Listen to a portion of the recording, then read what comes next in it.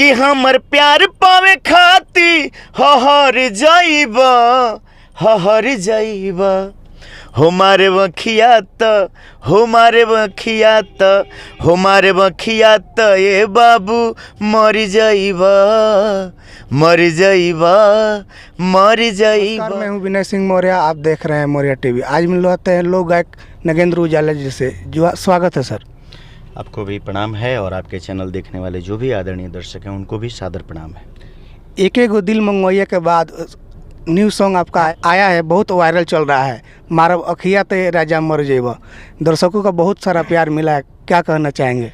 सभी दर्शकों को मैं प्रणाम कर रहा हूं, आशीर्वाद की कामना कर रहा हूं और धन्यवाद ज्ञापित कर रहा हूं कि आप लोग जो है इतना आशीर्वाद प्यार दुलार इस गीत को दे रहे हैं। अभी एक सप्ताह हुआ, चंद दिन हुए और 4 मिलियन से अधिक व्यूज है और इंस्टाग्राम पे एक ट्रेंड कर रहा है गाना।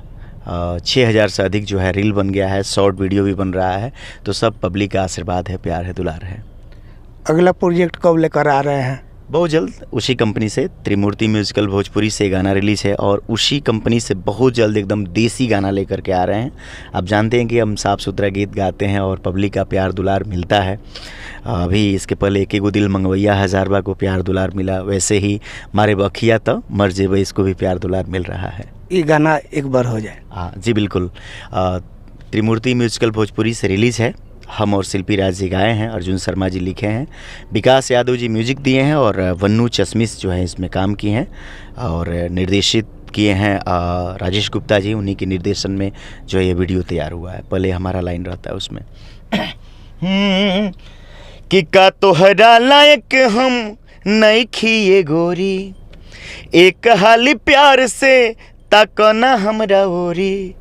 का तोहरा लायक हम नहीं खिए गोरी, एक हाली प्यार से ताकना हमरा ओरी। फिर शिल्पी जवाब देती हैं कि हमर प्यार पावे खाती हर जाइबा हर जाइबा हमारे बखिया हमारे बखिया हमारे बखिया ये बाबू मर जाइबा मर जाइबा मर जाइबा हमरा चेहरा के लाइट से जर जाइबा जर जाइबा जर जाइबा।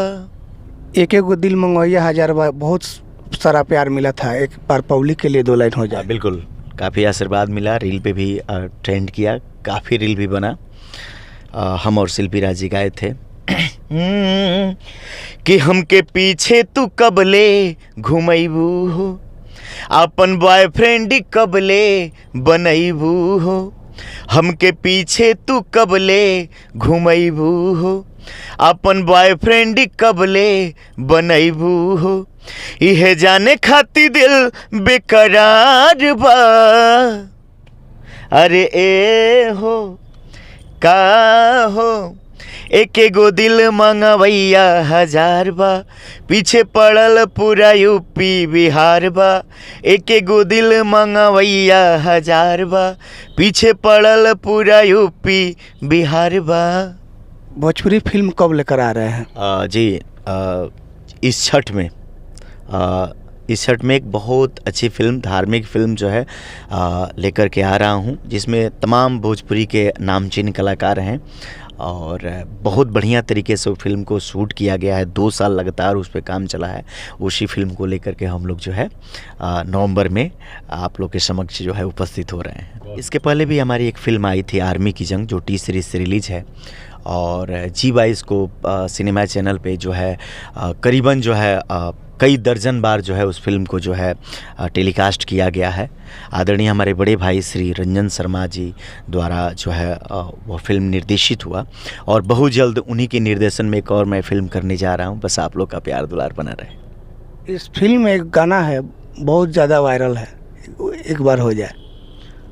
आर्मी की जंग में आदरणीय हम सबके परम श्रद्धेय श्री उदित नारायण जी उस गीत को गाए और वह फिल्म का समझ लीजिए एक जो है अभिन्न जो है गीत है।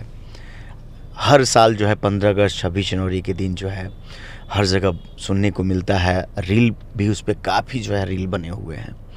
ऐसे में हम लोग हमेशा बजाते हैं उस गीत को, मगर अक्सर 26 जनवरी या 15 अगस्त को सबसे ज़्यादा सुनने को वो गीत मिलता है।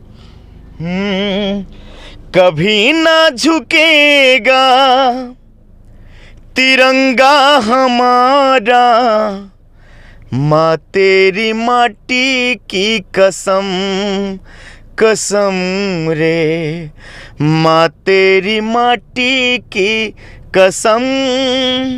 जो देख सुन रहे हैं उनके लिए क्या कहेंगे? बस दोनों हाथ जोड़ करके आशीर्वाद की मैं कामना कर रहा हूँ। आप लोग आशीर्वाद दीजिए, और जो लोग भी बेहतर कुछ कर रहे हैं उनके गीत को सुनिए, उनके वीडियो को देखिए, ताकि उनका मनोबल बढ़े और वो सदैव कुछ बेहतर करने का प्रयास करें। अगली वीडियो में मिलवाएंगे किसी और से, तब तक के लिए धन्यवाद।